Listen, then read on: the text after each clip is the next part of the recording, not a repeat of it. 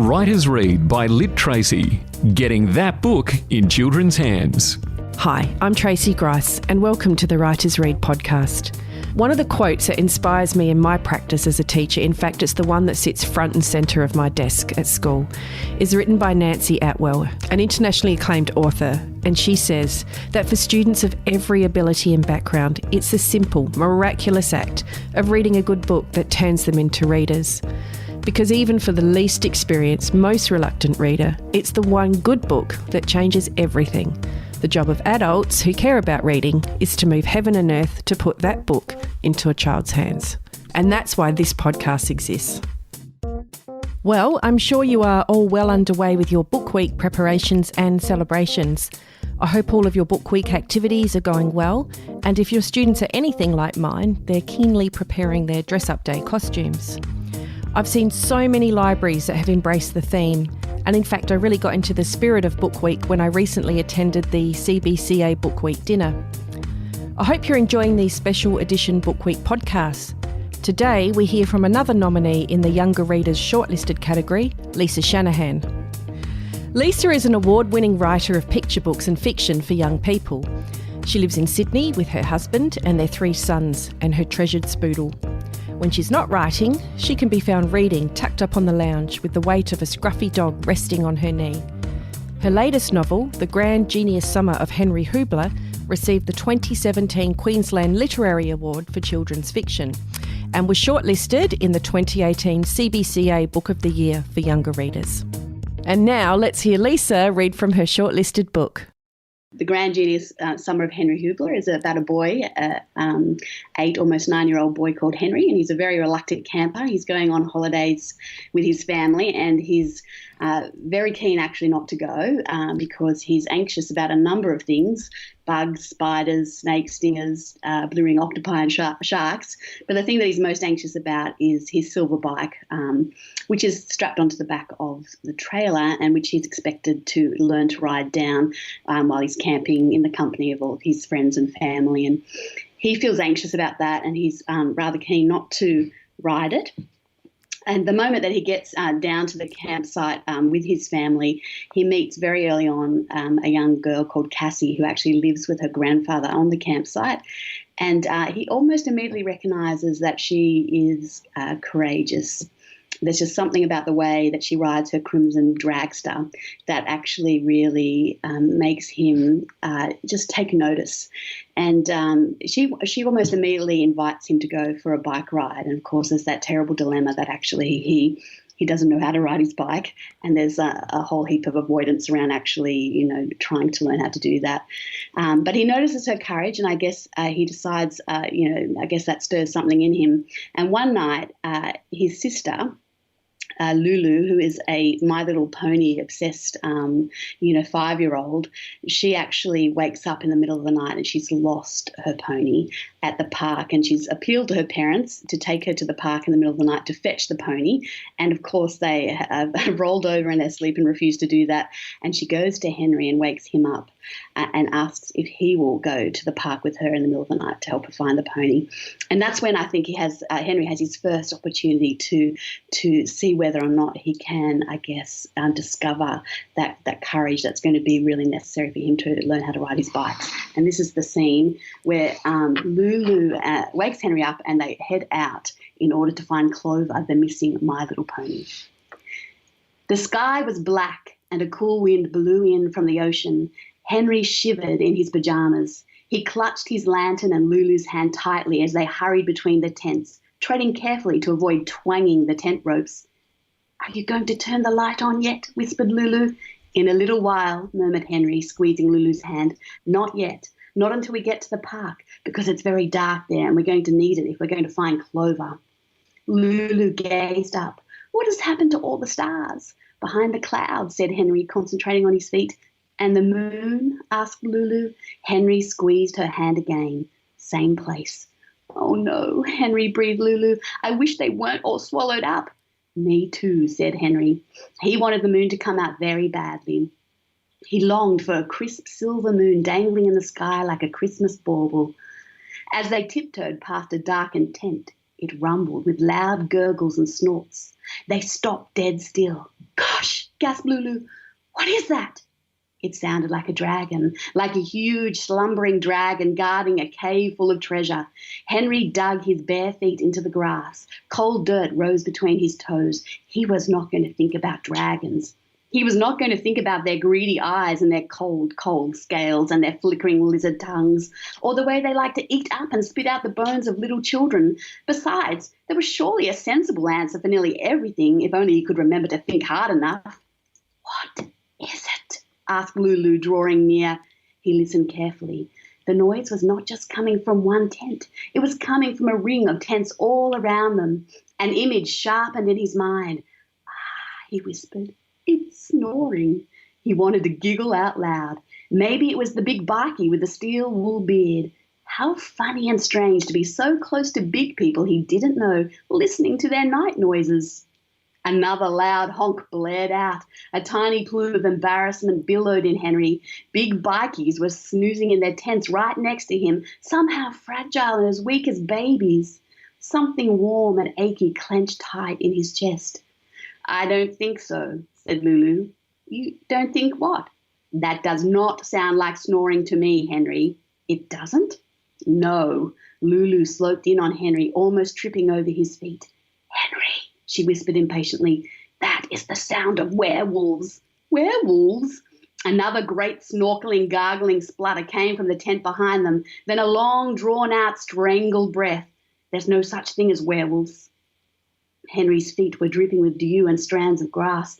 "Oh, Henry," said Lulu with a deep, patient weariness.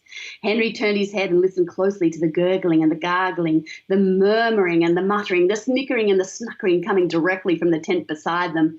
It sounded like something or someone was slowly being smothered. The hair on the back of Henry's neck prickled. "Do you think that person is in the middle of turning into a werewolf or turning back?" asked Lulu. "Let's go," said Henry, marching forward and dragging Lulu with him. "Because Leonard Finkler says the only way to kill a werewolf is with a silver bullet." Henry took a deep breath. They were nearly at the end of the tents. Maybe they should cut across to the bike path and follow that up past the wharf and then around to the park. Whatever they did, they shouldn't run, just in case. Maybe that would be an invitation for a chase, the way it was with dogs. "The main way you get turned into a werewolf is if you get bitten and the saliva of a werewolf enters your blood," whispered Lulu. "But Leonard Finkler told me that if you drink the water out of a footprint of a werewolf, that can do it too." "Gosh, this Leonard Finkler, he knows an awful lot," muttered Henry. "Yes," said Lulu, "he might be a genius." "He sure is something," said Henry. "But there's no moon tonight," said Lulu, "so maybe they will just stay inside. I don't think werewolves like to eat without the moon." "Well, that's great." Henry gazed up at the sky. Now he would need to pray the moon didn't come out at all. "Leonard Finkler says the seventh son is always a werewolf," said Lulu, "and that in some countries families would leave their seventh son out on a hill in the middle of the night or have them adopted." "What does adopted mean, Henry?" "Oh, enough," hissed Henry. "Henry, enough already." They strode past another dark tent, shaped like the big top of a circus, with two flags flapping fiercely at the peak. A breathy, throttling sputter came from deep inside. "Henry,"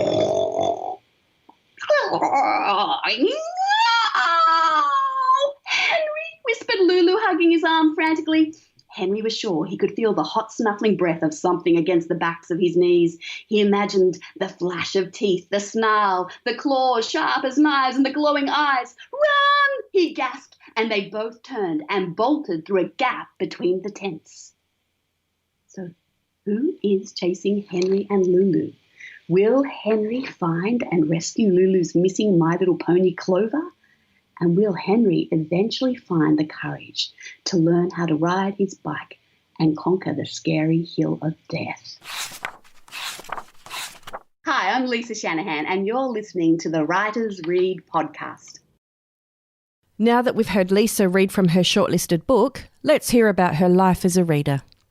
So congratulations on your book being shortlisted for this year's Children's Book Council of Australia Awards. So just thinking about that theme, finding your treasure. So I was wondering, has books and reading, has that always been a treasured time for you? Yes, I would say that, without doubt, I have loved books, from the earliest moments of my life. And I was one of those kids that was really desperate to read when I was in kindergarten and just couldn't wait to read on my own. And they've been constant companions to me over the years. And my life has been the richer because of that. Do you have a particular treasured book that you recall from your childhood? Well, I do, of course, like the picture books. I probably remember of those classics like Where the Wild Things Are and The Hungry Caterpillar. I think they had their big, kind of surge when I was a child. And when I was a little bit older, I guess Charlotte's Web made a big impact on me. And I was quite indiscriminate as a reader. I read everything. But I did actually read a lot of Australian classics because because I had a speech and drama teacher who really loved Australian literature. And so not only did I read a lot of Australian classics for the work I did there, but I also recited a lot of Australian poets like Oodgeroo Noonuccal. So, I had a really lovely exposure to Australian literature alongside all the other things I was reading at the time. Brilliant. And so you talk about books being a constant companion. So are you one of those kind of readers that carry, you have a book on the go with you wherever you are, or do you have a particular treasured reading spot? I do carry a book with me wherever I go because I'm always thinking, I might have a spare minute, I can whip it out. And so, when I was a kid, I used to carry it, out to dinner, and my parents would be horrified at my, lack of sociability. They would order dinner and I would pull it out from underneath the table and I'd be told to put it back. But I always have a book. I carry it in the car, go out, in the car, in the bath, wherever I am on the train. But I do probably, one little practice that I do is I always read before I go to sleep. And I do love to read on the lounge with my dog when she'll come and rest her, head on my leg. That's kind of really lovely. But the most reliable time of reading for me is just before I go to sleep. And so does that influence the kind of reading you do before you go to bed? I don't probably read a lot of, I guess thrillers and things that keep me wide awake, with fear and terror. I still, I read a lot of fiction, and I still read a lot of children's and young adult books because, I like to read what other people are writing in that area. Right now I'm reading Boy Swallow's Universe, which is just a fantastic book that I'm really enjoying a lot. So I read books that I guess are going to really, just challenge me as a writer too, so I can have a look at, and be amazed at what other people do with their sentences. Absolutely. So do you have a stack by your bedside table? Is that something that's part of who you are as a reader? Yeah, I do have a stack, but at the moment I'm selling my house, so I'm not allowed to have a stack because it looks cluttered. But if I wanted, I would be having a huge stack there. I look very restrained at the moment, but I do have a little small stack there, and I like to keep that on show, even though we are selling the house, because I think books should be out in the world, making their way. For sure. And so how do you prioritize your stack? Is there one that is like a go-to genre or author or style, or is it just how the moment takes you? Yeah, I think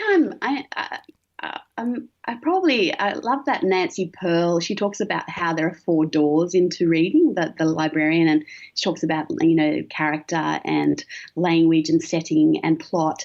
I'm probably very drawn to books that are very character focused but have really rich language. So, I love books, by Anne Tyler, for example. I know she's just got a new one out and I can't wait to read that because she does amazing things with imagery, but also because you fall in love with those characters and you want to know them. So that's they're the kind of books that I'd be most significantly probably drawn to. I'm less focused on plot probably as a reader. If it doesn't have a fantastic plot, it's not the end of the world to me. But if the language is not, it's not alive and fresh, that would be a real turn off. So, yeah. Okay, so in terms of what treasure or what reading brings to your life, you've talked about character and plot, but are there other treasures that reading brings to you?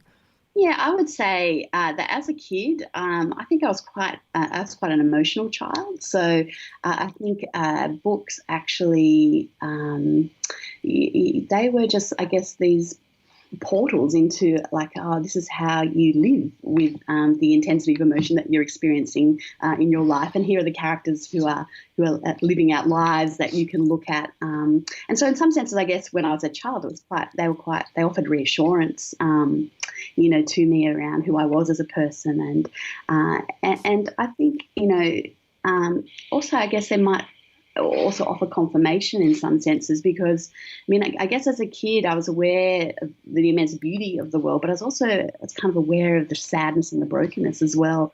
And adults probably don't necessarily like to talk about that so much with their kids, because they want them to be happy. But kids actually know that stuff. And so the books that actually really addressed that powerfully actually spoke something, just really healing into my life. So when I would read E.B. White and I would see the beauty of that friendship between, Wilbur and Charlotte, I would be able to relish the goodness of that, but also I would be able to, have, I guess, held the sadness as well, and be reassured that actually the way that I was seeing the world was, was accurate in some senses. And I think too, one of the things that I think that books have really shaped how I've learnt to see, and they've one particular area that they've really, I guess, given me an immense treasure is learning to see the value and the treasure in small, ordinary moments.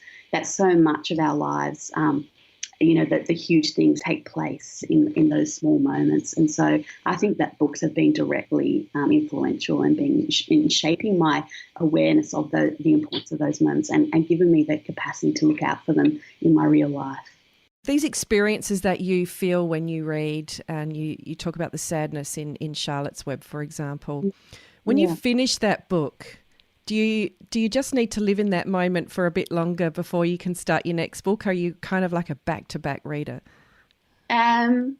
I think a book like that, you probably, you do sit with a book for a length of time just to allow it to sink in. I can remember reading that book to my oldest son, and I was really terrified because he was actually incredibly distressed by the whole experience. But later on, he came to me. I said to him, "Oh, it's a sad book, isn't it, mate?" And he said, "Oh, yeah, it is a sad book, but it's good too, Mum." And, I could see that actually it was a really important thing for him, to sit with the experience of that book before just moving on to the next one. But, I am pretty compulsive as a reader, so, there's probably not a huge gap. I'm keen to get involved into another, imaginary world pretty quick smart. In some senses. Yeah. Okay. Terrific. Look, thank you for sharing your reading life with us, and just wishing you all the best for the upcoming announcement of the Younger Readers Book of the Year. Yeah, well, there's lots of beautiful books on that shortlist, and I feel immensely privileged to be in their company, and in fact, immensely privileged to be in the company of so many Australian writers who are on the notable book list too. They're just, it's a real, I think, renaissance in middle grade readers in Australia at the moment, and it's a wonderful thing. Absolutely. And it's just, these books are opening up just a whole range of new, that human experience that you talk about. And they're spoilt for choice in terms of they're, building their own reading life. Yeah, and I think at the end of the day, that's what you just really rejoice over as a writer. I think, and the Australian writing community is just one of those amazingly supportive communities, and there's a lot of rejoicing for one another. I think, when a book, is well received or, is loved by other kids. So, yeah, it's fantastic. Yeah. Thank you so much for your time. It's a pleasure. Thank you. It was wonderful chatting with you. In our next podcast, we hear from Peter Canavis, another of this year's authors whose book has been shortlisted in the CBCA Younger Readers category. As I mentioned in the first of these Book Week episodes, I've made a QR code of the read-alouds for my library. If you would like a QR code of these episodes to use with your own students, drop me a line at tracy@littracy.com and I'll send you the QR code to each episode. Writers Read by Lit Tracy. Getting that book in children's hands. Follow us on Facebook, Twitter and Instagram @Writers Read by Lit Tracy, a Dave and the Beanstalk production.